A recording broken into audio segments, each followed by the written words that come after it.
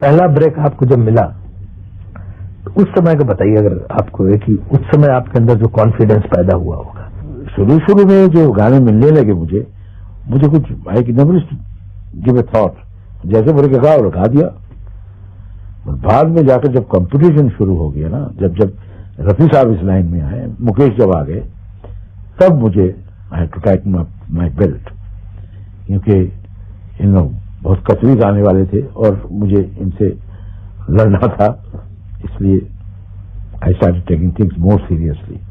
And मुझे मालूम पड़ा कि भाई बड़ा टफ लाइन है, और जैसे मैंने पहले सोचा था कि म्यूजिक डायरेक्शन से गाना गाना आसान है, ये बिल्कुल बात सही नहीं थी। ये लगता दर्द आपके अंदर भी है, ये पीस है कि आप चोटी पे नहीं पहुंच पाए, इसकी वजह क्या रही कि आप चोटी पे नहीं पहुंच पाए? Because I had tough competition with people who are better than मी।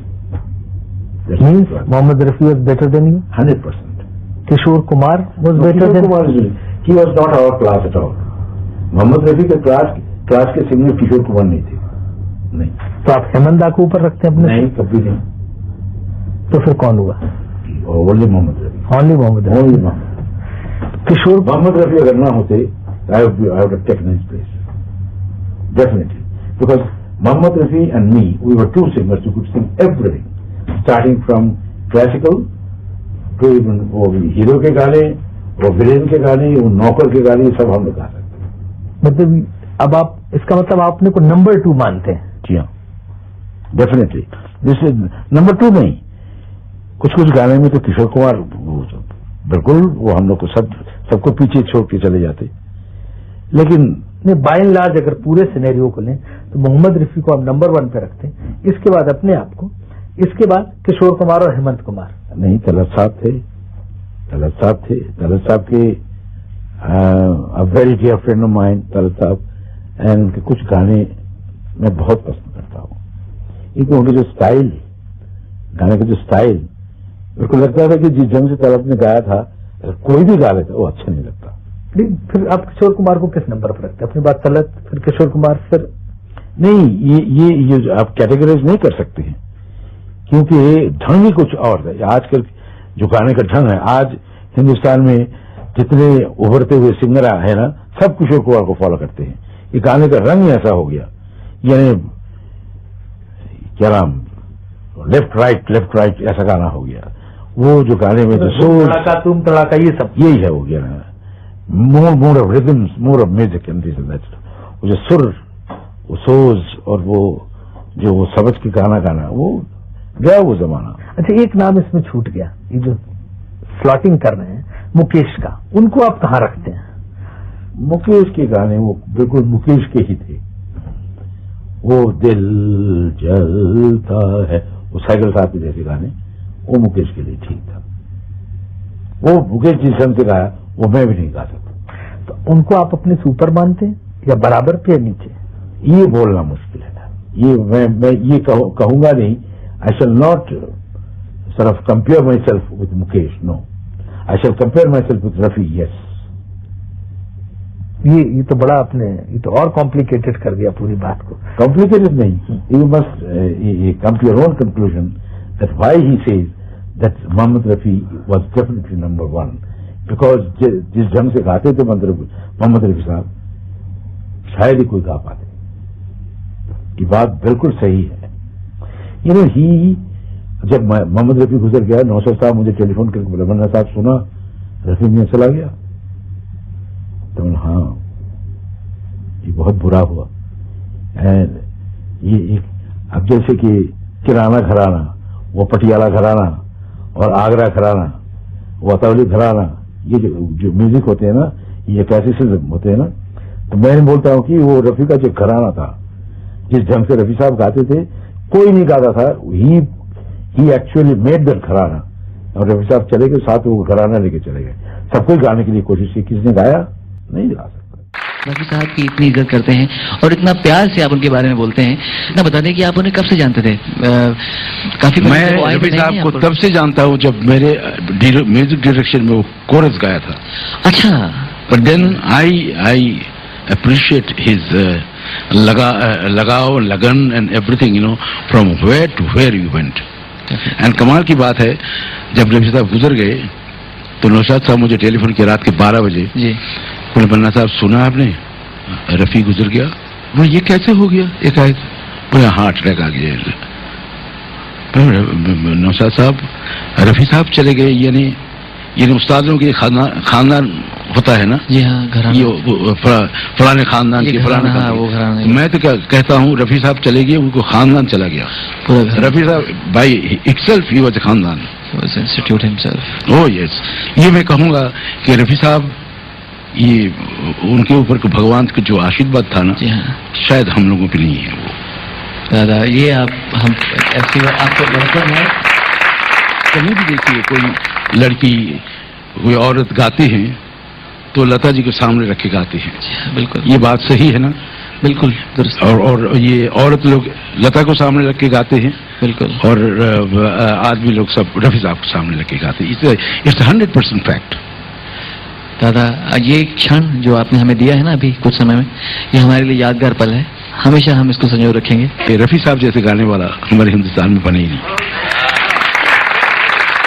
हम दोनों एक पड़ोस में रहते थे, बांद्रे में। अच्छा।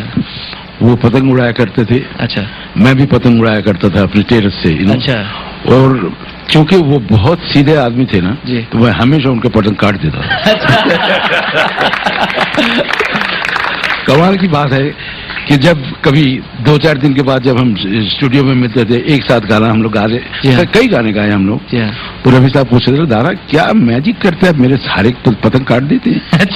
ये क्या मैजिक है? अच्छा। हम लोग भाई मैजिक ये है कि तू ठीक से पेज लड़ाना जानते नहीं कमाल है दादा आपका। बहुत बहुत बहुत अच्छा इंसान थे रफी साहब। रफी साहब हमारे हिंदुस्तान के, मैं तो बोलता हूँ रफी साहब जैसे फनकार बहुत कम पैदा हुए हैं। मेरे दोस्त थे और हम लोग एक ही साथ काम करते थे, बहुत सारे गाने मैंने गाए उनके साथ। He was God's own man, he was a teetotaler and 100% family man, and we used to stay in the same locality at Bandra, and he used to send me गेहूं की खीर on this Eid day, and I used to send him sweets on Diwali days. And his daughters and my daughter, they're in the same convent school in Bandra. We had wonderful time together. सब कोई पूछते हैं कि रफी साहब, एक बार तो नौशाद साहब ने पूछा मुझसे, मन्ना साहब लोग पूछते हैं कि भाई मेरे लिए बोलना भी ठीक नहीं लगता, लेकिन ये नौशाद साहब ने पूछा था मुझसे कि ये गाने जो है ना कौन अच्छा गाते हैं, रफी साहब गाते हैं कि मन्ना डे गाता है? तो मैं तो without blinking an eye, I just said, Rafi Saab gaate hain. I have accepted that Rafi Saab is such a great singer. He was such a great singer. I have learned so many things from Rafi's singing. And I would say, वो हमसे भी उम्र में छोटे थे, उनका चले जाना, it was a big loss for the industry. And आज जो हमारे हिंदुस्तानी म्यूजिक का जो हाल है, ये सब चले गए, इसलिए यही हाल हो गया।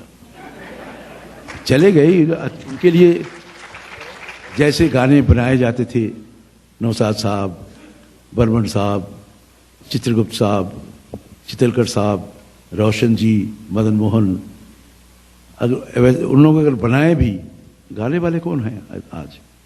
नहीं गा सकते। इसलिए न जाने क्यों in today's world, our Indian heritage of the priceless classical music is getting lost. It's very, very sad, and I feel very, very bitterly about it. I really am very bitter about it, that our Indian producers, they don't even stop to think that there is one side of our heritage which is getting lost, and they are not doing anything about it. Anyway, वो एक गाना रफी साहब ने गाया था, नौशाद साहब का बनाया हुआ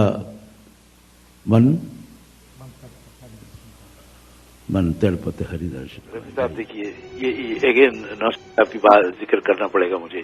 मैं उस दिन बाहर से आया कहीं से प्रोग्राम करके, और रात के 12 बजे एक टेलीफोन आया नौशाद साहब की। नौशाद साहब बोले, मन्ना साहब सुना आपने, रफी मियाँ चल बसा। क्या बोला आपने? बोला हाँ, रफी आज गुजर गया। मैं बोला कैसे, ये कैसे हो गया? बोले हार्ट अटैक हो गया, वो कहाँ गलत जगह पे लेके गया है, ये वो हुआ। उन्होंने कहा कुछ। तो मैंने बोला कि नौशाद साहब, रफी मियाँ चला गया, एक तो मेरे ख्याल से, मैं जिस ढंग से देखता हूँ, एक घराना चला गया कि रफी मियाँ वॉज नॉट, मैं बोलता हूँ रफी इतना कुछ सीखा नहीं था। कुछ दिन वो लाहौर में क्लासिकल सीखा था, कुछ दिन। फिर जब आए इधर, उसके बाद बहुत से गाने हम लोग एक साथ गाए। आई कुड मेक आउट कि रफी साहब सुर की पहचान तो जबरदस्त थी, लेकिन सीखा नहीं ज्यादा। अच्छा जी। हाँ, ये इतना ज्यादा किसी के पास सीखा नहीं था। लेकिन उन्होंने एक अपना बनाया था, जिसको मैं सबको बोलता था कि ये रफी का घराना है, रफी का, यानी पूरे हिंदुस्तान उनके स्टाइल से गाना शुरू किया था।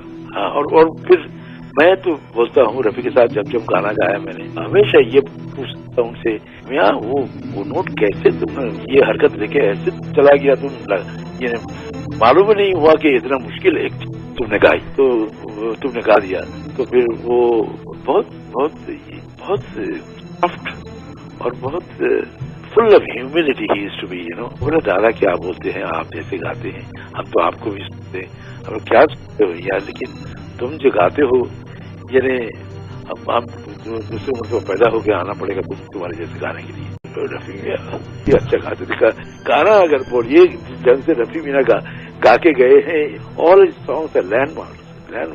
मैं तो जब अकेला बैठता हूँ रफी को सुनता हूँ और मैं गाता रहता हूँ उनके गाने।